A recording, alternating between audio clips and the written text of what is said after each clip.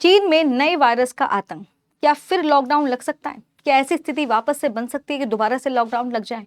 आप सभी जानते हैं कि कोरोना वायरस का प्रकोप पूरे देश की बात छोड़िए, पूरे के पूरे विश्व ने कोरोना वायरस का प्रकोप झेला था। लगभग 2 साल तक लॉकडाउन लगा रहा। काफ़ी लोगों की जीविका चली गई, बहुत सारे लोगों की मृत्यु हो गई, डेथ हो गई। और आज भी कहीं न कहीं ये खौफ ज़रूर रहता है कि कहीं कोरोना वायरस वापस ना आ जाए।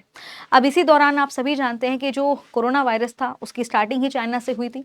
ठीक उसी तरीके से चाइना में एक और नया वायरस है जो कि फैल रहा है और ये काफ़ी सारे लोगों को संक्रमित कर चुका है। अब ये वायरस क्या है, इसके बारे में डिटेल में जानेंगे।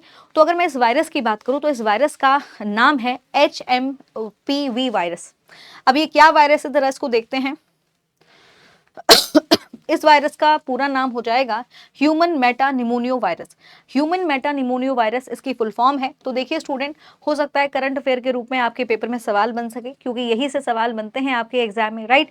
ह्यूमन मेटा निमोनियो वायरस, ये एक तरीके से अगर बात की जाए, आप सभी ने देखा होगा जो कॉमन इन्फ्लुएंजा होता है, जिसको हम बोलते हैं सर्दी या जुकाम करने वाला जो वायरस होता है, उसी की तरह लगभग ये है। याद रखेंगे तो आपको ध्यान रखना है कि ये जो वायरस है ये एक तरीके से जो कॉमन इन्फ्लुएंजा वायरस होता है उसी के जैसा मिलता जुलता है, ध्यान रखना है।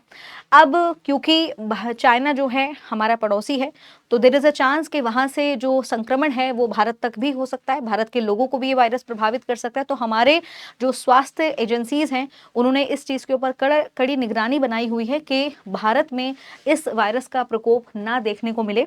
बहुत सारी सावधानियां बरती जा रही है, अवेयरनेस फैलाई जा रही है, लोगों को जागरूक किया जा रहा है कि आपको बचना है, ठीक है। अब सवाल ये उठता है कि ये जो वायरस है, इस वायरस के होने पर लक्षण कैसे दिखाई देंगे और ये वायरस फैलता क्या है। तो अमेरिकी रोग नियंत्रण और रोकथाम केंद्र के द्वारा अगर बात की जाए तो उन्होंने बताया है कि HMVP जो वायरस है ये सभी उम्र के लोगों में देखने को मिलेगा। अपर और लोअर रेस्पिरेटरी डिजीज का कारण बन सकता है, यानी कहीं ना कहीं ये जो वायरस है वो आपके श्वसन तंत्र को प्रभावित कर सकता है, आपके फेफड़ों को प्रभावित कर सकता है। तो उसका इम्पैक्ट जो है वो आपके लंग्स पर, आपके रेस्पिरेटरी ट्रैक पर ही देखने को मिलेगा। बट एक चीज पे ध्यान दीजिएगा कि ये जो वायरस है, चाइना की अगर मैं बात करूँ तो वहां पर जिन बच्चों की उम्र 14 साल से कम है और ऐसे लोग जिनकी इम्यूनिटी बहुत ज्यादा लो है, उनको ये ज्यादा वायरस संक्रमित हो रहा है, उनमें ये वायरस के लक्षण ज्यादा देखे जा रहे हैं। तो ऐसा नहीं है कि केवल छोटे बच्चों को या जो बुजुर्ग हैं या फिर जिनकी इम्यूनिटी कमजोर है उनमें ही देखने को मिलेगा। सभी वर्ग के, सभी उम्र के बच्चों को ये वायरस जो है, सभी उम्र के व्यक्ति को ये वायरस प्रभावित कर सकता है। तो इस चीज का ध्यान रखेंगे। अगर ये वायरस से कोई व्यक्ति संक्रमित हो जाता है तो उसमें लक्षण क्या दिखाई देंगे?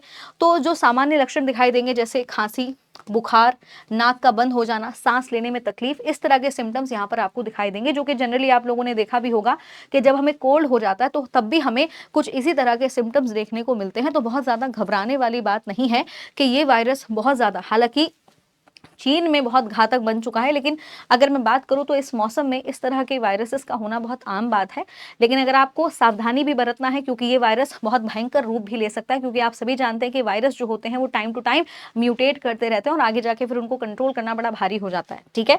तो बेसिकली अगर मैं बात करूँ फैलेगा कैसे, यदि कोई व्यक्ति संक्रमित है और संक्रमित व्यक्ति के अगर संपर्क में कोई स्वस्थ व्यक्ति आता है, तो अगर संक्रमित व्यक्ति खांसता है, छींकता है, तो वाटर ड्रॉपलेट्स, हवा की यानी पानी की बूंदें, हवा के द्वारा ये वायरस जो है दूसरे व्यक्ति को प्रभावित कर सकता है, दूसरा व्यक्ति भी इससे संक्रमित हो सकता है। तो इस चीज का खास ध्यान रखना है आप लोगों को कि यदि आपके आसपास कोई ऐसा व्यक्ति है जिसे बुखार आ रहा है, खांसी है, जुकाम है, तो उससे थोड़ा सा दूरी बनाकर रखिए और कोशिश करिए कि आप अपने हाथों को बार बार साबुन से धुलें, क्योंकि साबुन से हाथों को धुलेंगे तो हो सकता है कि जो इन्फेक्शन है उसके मतलब वो इन्फेक्शन आप तक ना पहुंचे, ठीक है।